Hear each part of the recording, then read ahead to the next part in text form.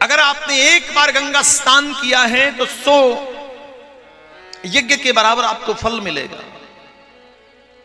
और याद रखिए, गंगा उन्हीं पापों को धोती है जो अनजाने में हो गए। जानबूझकर प्लानिंग करके साजिश रचकर आप किसी के ऊपर जुल्म करते हैं, अत्याचार करते हैं, तो गंगा उस पाप को नहीं धोएगी। उस पाप को गंगा कभी स्वीकार नहीं करती। 100 यज्ञ के बराबर गंगा स्नान का फल। एक व्यक्ति था,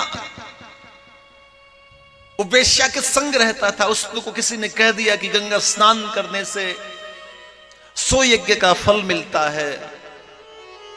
वो रोज जाता, स्नान करके आ जाता, फिर वेश्या के संग रहता। लोग कहने लगे तू सत्कर्म भी करता है और पाप भी करता है, या तो तू गंगा स्नान कर ले या फिर तू वेश्या के साथ रह ले। बोले कोई फर्क नहीं पड़ता। बोले क्यों? मैंने शास्त्र पढ़े हैं ना। तो एक बार गंगा स्नान करने से 100 यज्ञ के बराबर फल मिलता है। तो भले ही मेरे पाप आधे हो तो 50 यज्ञ का फल तो मेरे पास सेफ रहेगा ना। इसलिए मैं पाप करूंगा तो मुझे वो वाला पाप नहीं लगेगा जो तुम सोच रहे हो। मैं तो बड़ा पुण्यात्मा हूं,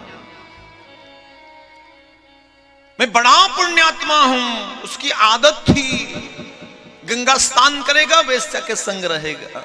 मन में हिसाब लगाता, मन में हिसाब लगाता कि वेश्या के संग रहता हूं, क्या होगा? 2 यज्ञ का फल माइनस हो जाएगा, 10 का हो जाएगा, 20 का हो जाएगा, 50 यज्ञ का फल से। ऐसा हिसाब लगाता, काउंटिंग करता। एक बार नित्य की भांति वो स्नान करने जा रहा था, तो एक 10 साल की अबोध बालिका गंगा में स्नान कर रही थी। उस व्यक्ति ने स्नान कर लिया, बाहर बैठा था। वो स्नान कर रही थी, स्नान करके बाहर निकली, अपनी चुनरी को निकाला और गंगा जी में धोया। और धोने के बाद उसको निचोया, फिर वापस रेत में आई, उसको रेत में गंदा किया, फिर गई, उसको धोया, निचोया, फिर गंदा किया, फिर धोया, फिर गंदा किया। बगल में वो व्यक्ति खड़ा था, उससे रहा नहीं गया। उससे कहने लगे कि देवी, ये तुम क्या कर रही हो? दिखने में माना कि छोटी हूं, लेकिन आप देवी का रूप है। या तो इसको गंदा ही रहने दो या इसको साफ ही कर दो। जैसे ये बात उस बालिका ने सुनी, अपना विराट रूप धारण किया, अपना विराट रूप धारण किया, मां गंगा के रूप में उस व्यक्ति को दर्शन दिया और उससे कहने लगी कि यही बात मैं तुम्हें समझाना चाहती हूं। या तो तू पाप ही कर ले या तू गंगा जी नहा ले, दोनों में से एक काम कर। अगर तुझे पाप करना है तो वैश्या के संग क्यों रहता है? अगर तुझे वैश्या के संग रहना है तो गंगा में स्नान क्यों करता है? गंगा उन पापों को नहीं धोती है जो सोच समझ कर करते हैं। शास्त्र भरे पड़े हैं बखान करने के लिए।